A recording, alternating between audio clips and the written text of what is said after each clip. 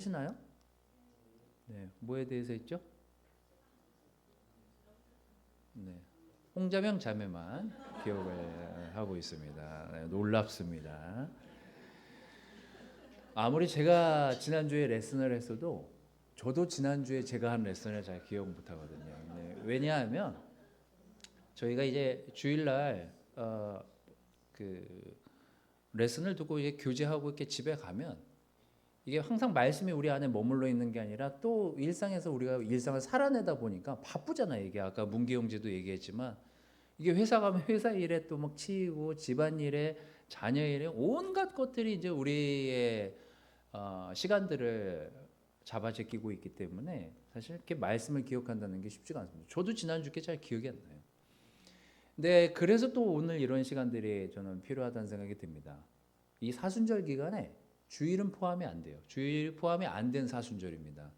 왜냐하면 주일은 한 일주일 동안 여러분들이 겪고 인내하고 참아왔던 시간들을 풀고 일요일은 좀 교제하고 말씀으로 시간을 보내면서 다시 내 상태를 돌아보고 다시 일상을 살아내기 위해서 사순절에 주일을 포함하지 않습니다.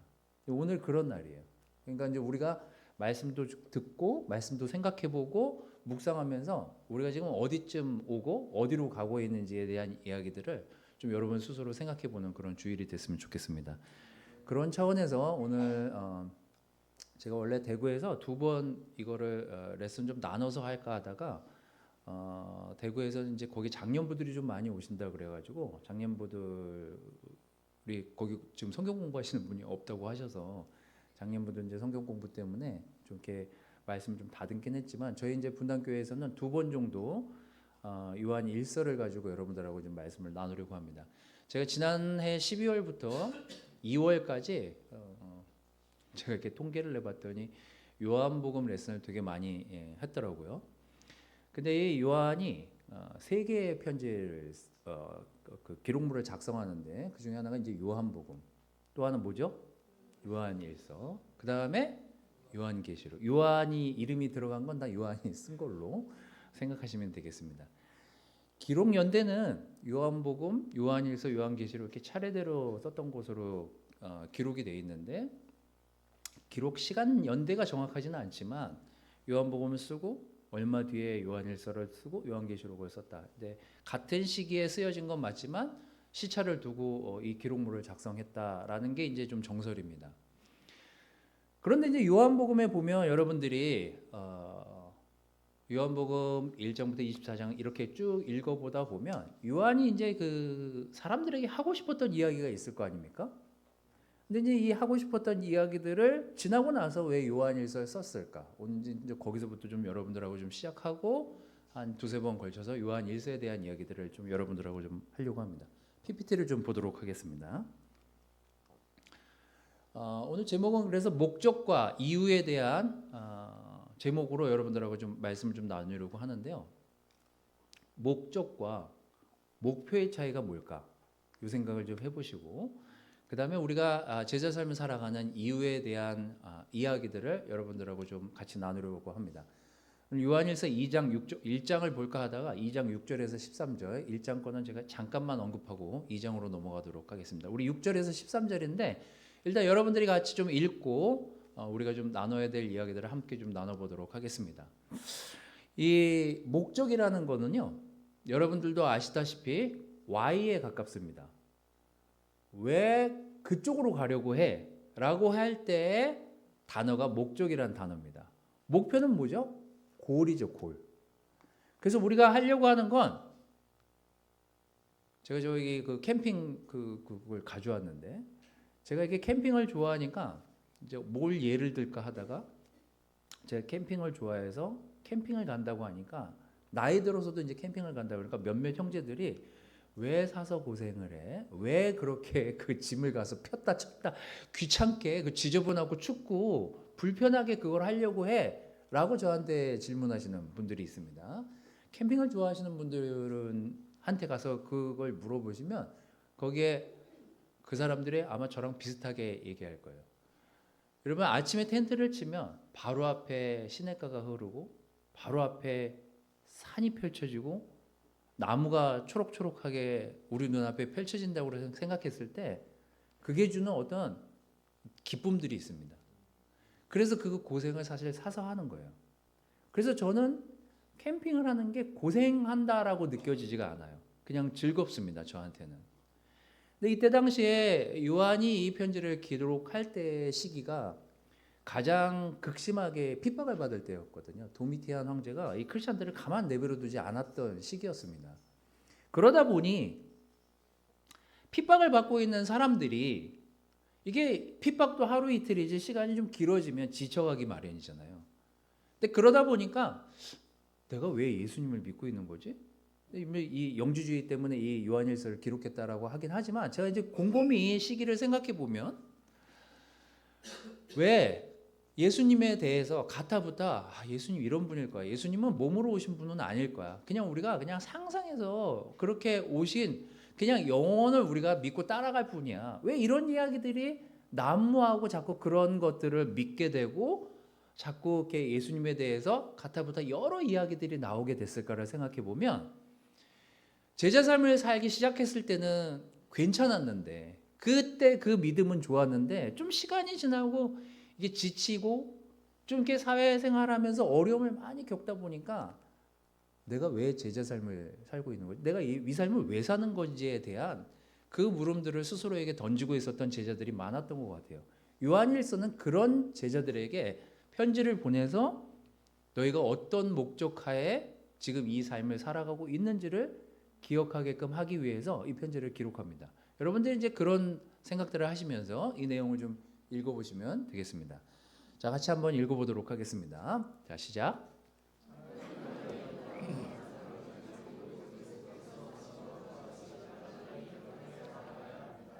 사랑하는 여러분, 내가 여러분에게 써보내는 것은 새 계명이 아니라 여러분이 처음부터 가진 옛 계명입니다. 그 옛 계명은 여러분들이 들은 그 말씀입니다. 나는 다시 여러분에게 새 계명을 써보냅니다. 이 새 계명은 하나님께도 참되고 여러분에게도 참됩니다. 참빛이 벌써 비치고 있기 때문입니다. 빛 가운데 있다고 말하면서 자기 형제자매를 미워하는 사람은 아직도 어둠 속에 있습니다. 자기 형제자매를 사랑하는 사람은 빛 가운데 머물러 있으니 그 사람 앞에는 올무가 없습니다. 자, 읽은 거예요, 여러분. 너무 열심히 읽으시는 거 아니에요? 자, 여러분들이 읽은 내용만 좀 뒤집어서 한번 보도록 하겠습니다. 사랑하는 여러분, 내가 여러분에게 써보내는 것은 뭐라고요? 새 계명이 아니래요. 여러분들이 이미 들었던 얘기들을 내가 다시 언급하고 싶다. 여러분들이 처음부터 가진 옛 계명, 내가 이 편지를 써서 보낼 때는 여러분들이 이미 처음에 들었던 그 계명을 알고 있는 상태에서 이 편지를 받았을 것이다 라고 전제하면서 이 편지를 씁니다. 그 옛 계명을 여러분들이 들은 원래 여러분들이 들었던 그 말씀인데 그 들었던 말씀을 다시 상기시키기 위해서 새 계명을 다시 써서 보낸다라고 얘기하고 있습니다. 이 새 계명은 하나님께도 참되고 여러분에게도 참됩니다. 어둠이 지나가고 참빛이 벌써 비치고 있기 때문입니다.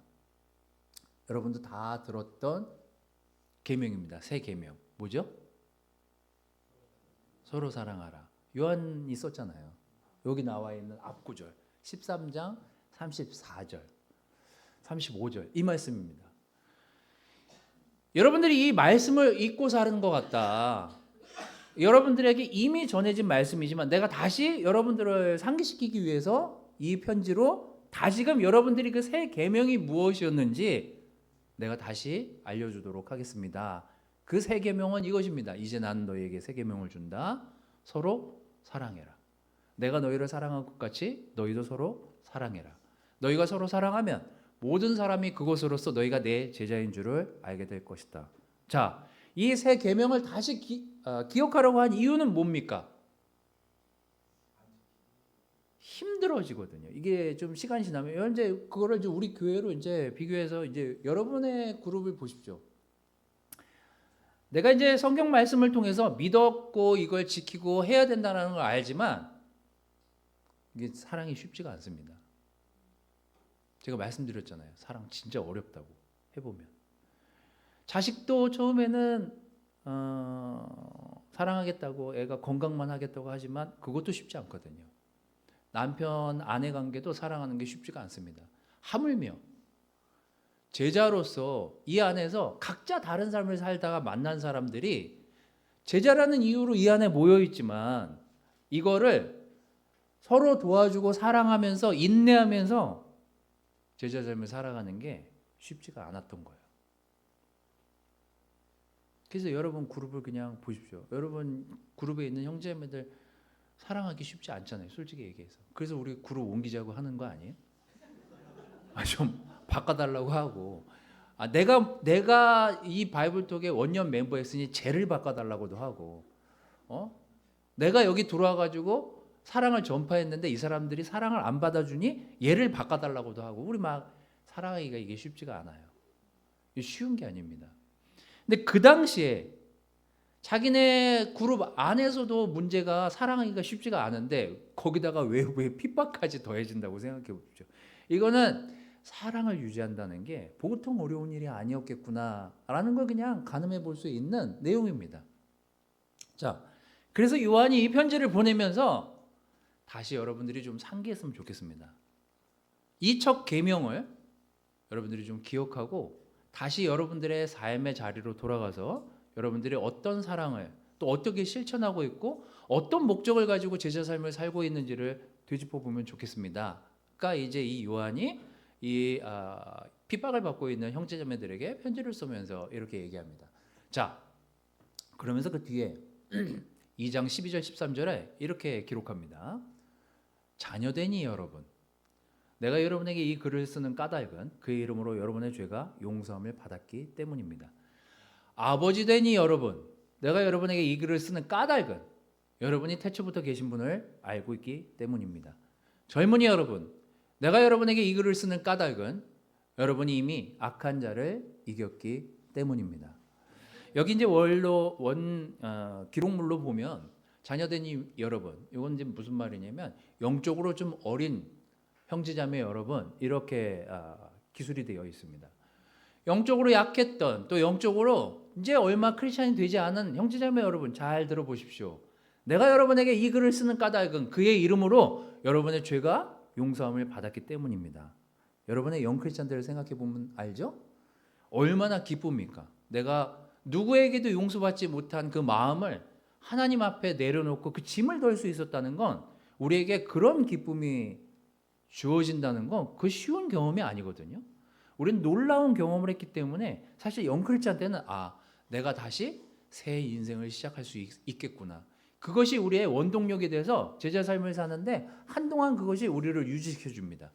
그게 이제 우리에게 굉장히 기쁨이 되고 감사함이 넘쳐서 제자 삶을 열심히 살게 되죠. 하지만 제가 여러분들한테 이 자녀된 여러분, 이게 영적으로 얼마 세례를 받고 지나지 않은 사람들의 이야기였다고 하면 이 아버지 된 여러분이라고 합니다. 이게 뭐예요? 이제 지혜가 충만해서 영적으로 많이 살아서 지금까지 오게 된 여러분, 이제 이런 의미입니다. 자, 그분들에게는 무슨 얘기를 하는지 보십시오. 내가 여러분에게 이 글을 쓰는 까닭은 여러분들이 태초부터 계신 분을 이미 알고 여기까지 왔기 때문입니다. 이게 뭐예요? 하나님을 이미 여러분들이 믿은 그 순간부터 지금까지 그분이 어떤 분인지를 알고 여기까지 왔다면 여러분들은 굉장히 지혜로운 삶을 살아서 여기까지 버티고 지키고 살아온 사람들이라고요. 죄의 용서함은 어느 순간 지나면 또 때가 묻잖아요. 그래서 또 쓰러져요. 그리고 또 좌절해요. 나는 왜 이렇게 약하지? 왜 자꾸 넘어지지? 이러면서 이제 떨어져 나가는 사람들이 생겨나기 시작하잖아요. 근데 그런 사람들에게 이 믿음을 지금까지 여기까지 지켜온 사람들, 그 사람들의 믿음을 칭송하면서 이렇게 얘기합니다. 여러분들이 태초부터 지금까지 우리를 인도해 오셨던 그 분을 알고 있는 여러분이야말로 지혜로운 사람입니다. 이렇게 얘기해요.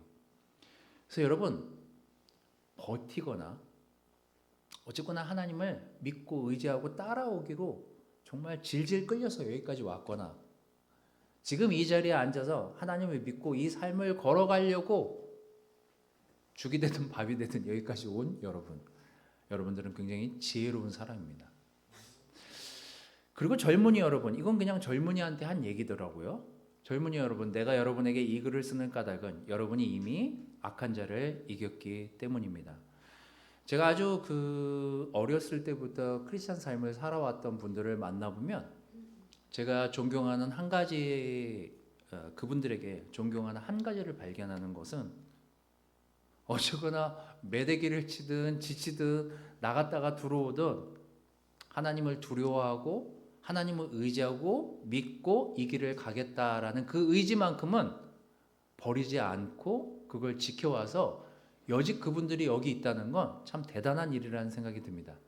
그래서 제가 최근에 사실 캠퍼스에서 레슨을 좀 많이 해달라고 그래서 캠퍼스에 가서 그 청년들을 볼 때마다, 캠퍼스 애들을 볼 때마다 사실 도전도 되고 굉장히 격려도 됩니다. 지금 여기 영피들도 앉아있지만 쟤네들을 지금 제가 4학년, 3학년 때부터 봐왔거든요. 초등학교.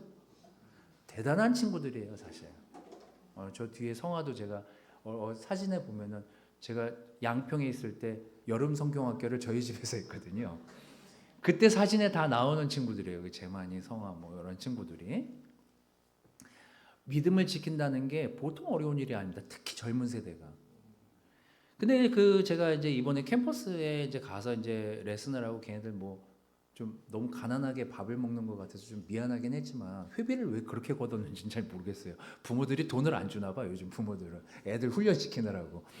근데 어쨌거나 대구에 있는 성민이라는 그 친구가 요리 학교를 다녀요. 대학도 요리 대학을 갔고 이 친구가 뭐 30, 처음에서 그랬겠죠. 뭐 찬동 목사님 얘기 들었잖아요. 30인분, 40인분의 음식을 만들 때 그 친구의 마음은 어떻겠습니까? 똑같이 3만 원을 내고 회비를. 그리고 걔는 내가 보니까 거의 뭐 한두 시간 계속 음식을 만든 것 같아요. 제가 갔을 때도 음식을 계속 만들고 있었거든요. 근데 그런 훈련을 하고 그런 기빙을 한다는 게 쉬운 일이 아닙니다. 근데 제가 이제 그 캠퍼스 애들 이렇게 모이는 걸 가서 보면 엄청 뭐 하는 게 많아요. 퓨리티 모임도 하고, 형제들 같은 경우에는 열심히 싸우고 있는 거예요, 사실. 대학 생활이 그렇게 믿음의 싸움을 싸우면서 가기가 쉽지가 않습니다. 근데 이제 여기 요한이 그 사람들을 칭찬해요. 내가 여러분들한테 이 요한일서 이 편지를 보내면서 여러분들에게 격려가 되는 그 한 가지는 여러분들이 이미 그 악한 자를 이기고 여기까지 왔다는 거에 대해서 굉장히 감사함을 전달하고 있습니다. 우리가 보기에 다음 세대들이 쟤네들 어떻게 될까? 참 걱정된다. 이런 악한 세상에 어떻게 살아남을까? 근데 제가 요즘 캠퍼스 애들을 보면 잘 살아남을 것 같은 생각도 들어요.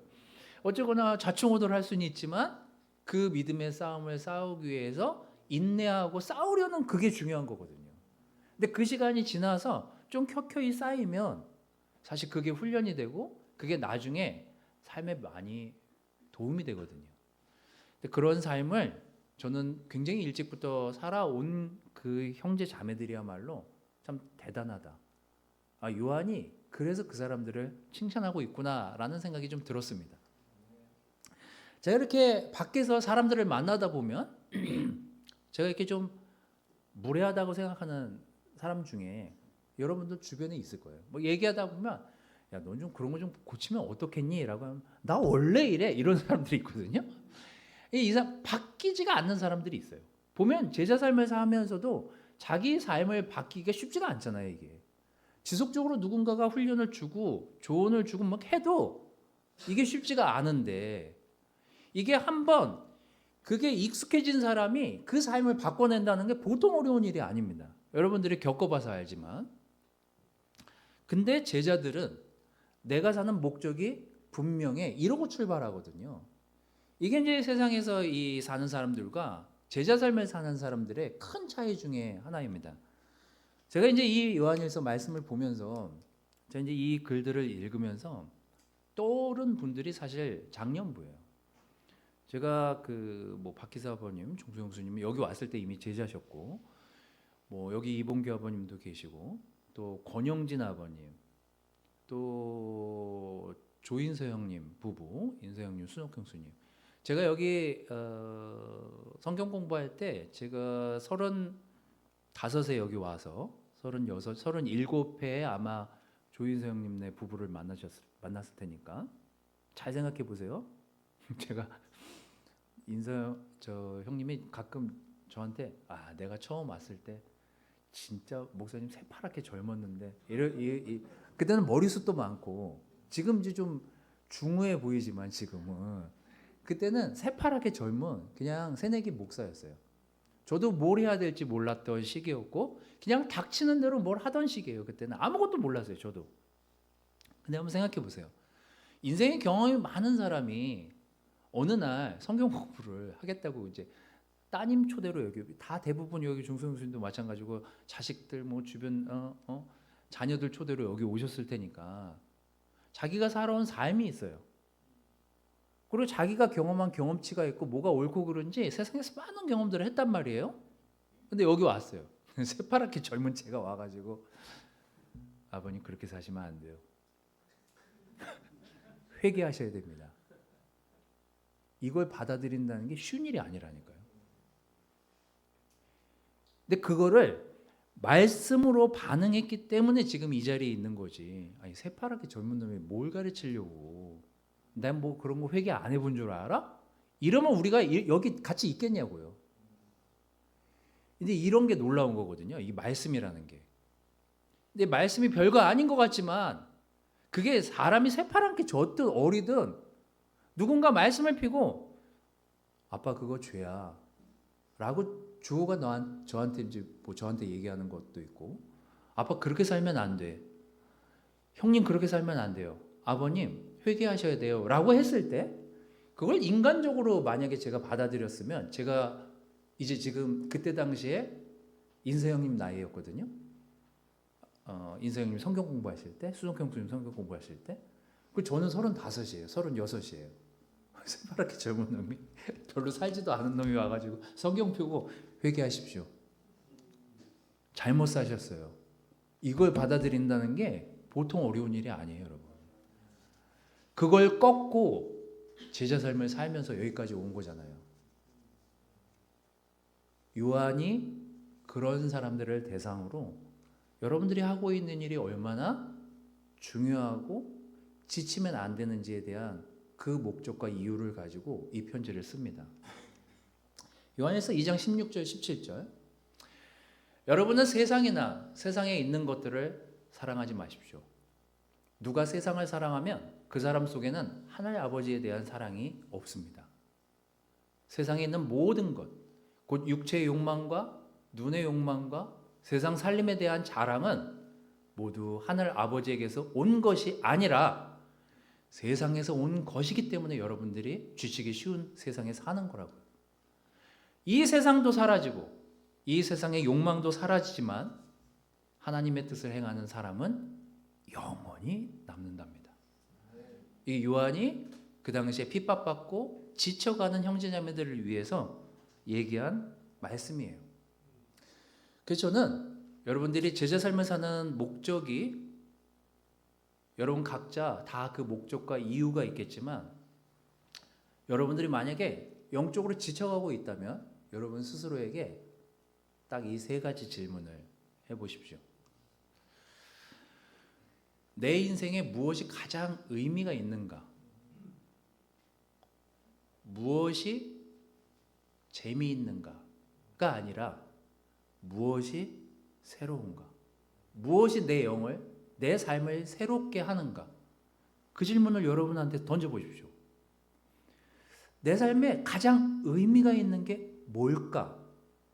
이걸 생각해 보세요. 이 3가지 질문이 바로 요한이 여러분들에게 오늘 해주고 있는 그 말씀에 다 답을 주고 있습니다.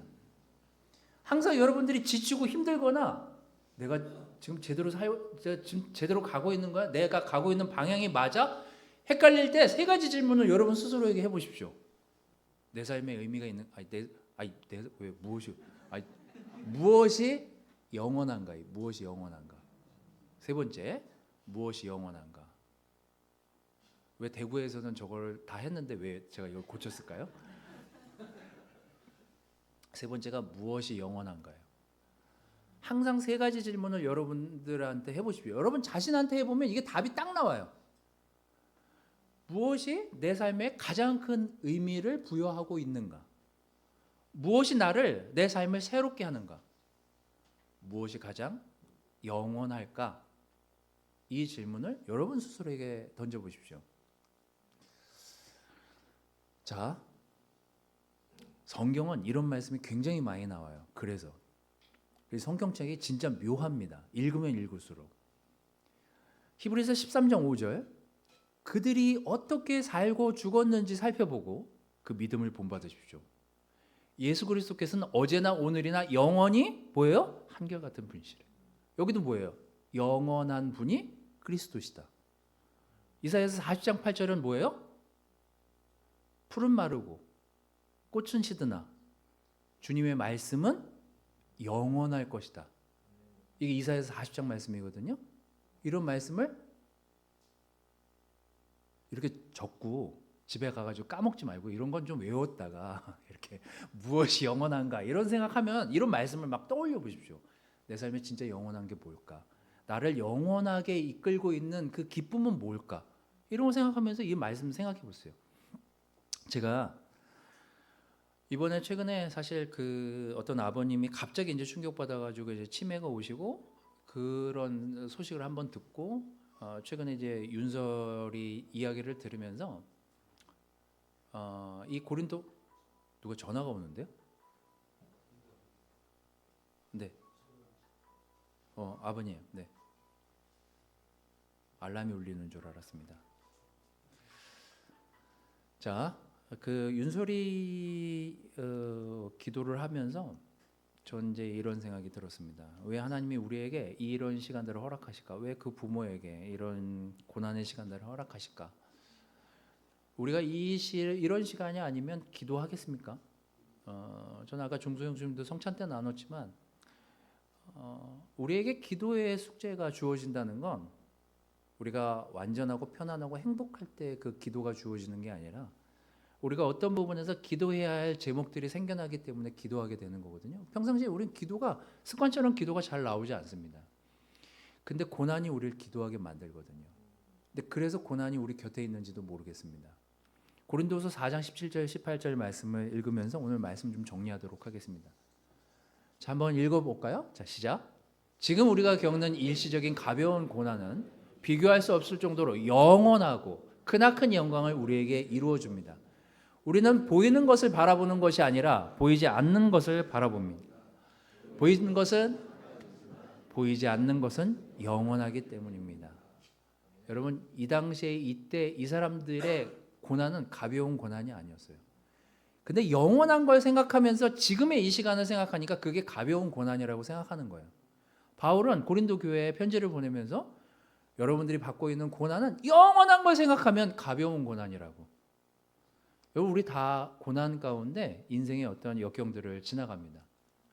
우리가 겪고 있는 고난이 가볍든 크든 우리를 지금 불편하고 있던지 간에 비교할 수 없을 정도로 영원한 것 때문에 우리가 지금 그 고난을 지나가고 있는지도 모르겠어요.